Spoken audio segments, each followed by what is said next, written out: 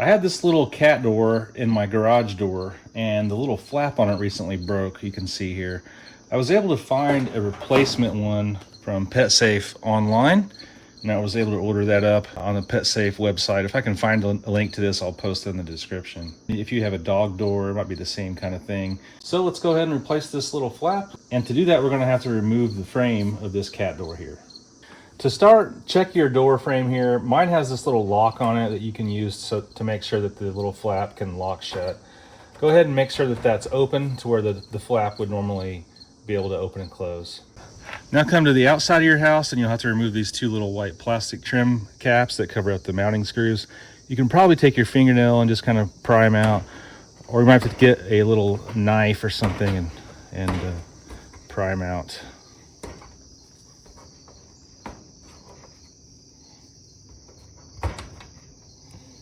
Now get a Phillips screwdriver and let's remove these little screws.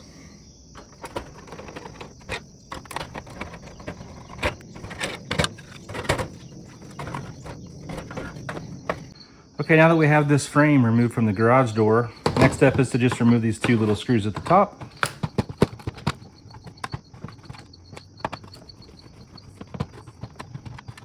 You should be able to take it apart now. There's a couple little plastic snaps here that you might have to press out with a little screwdriver.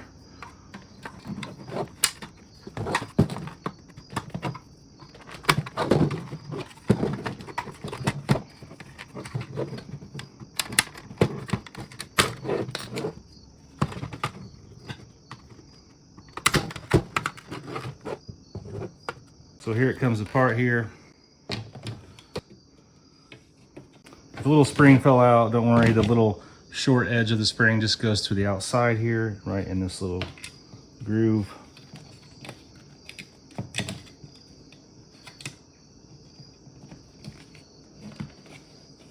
Just like that.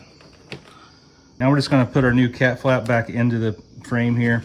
And for me, this little locking part on here aligns to this little tab on here, so it's pretty straightforward on which direction it goes. If you don't have that, just kind of put it in and test it. Make sure that it swings open and sticks to the magnet like it should before you put it back together. That's about it. Now we're just gonna put this back in place here.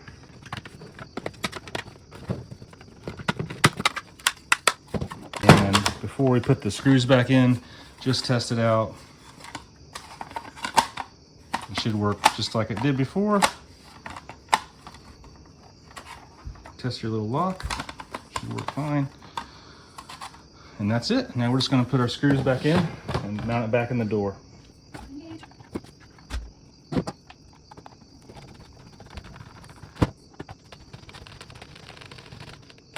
All right, now we should be able to remount this. Hold it back in place, put the outside frame where it goes, and then reinsert the screws that hold it together.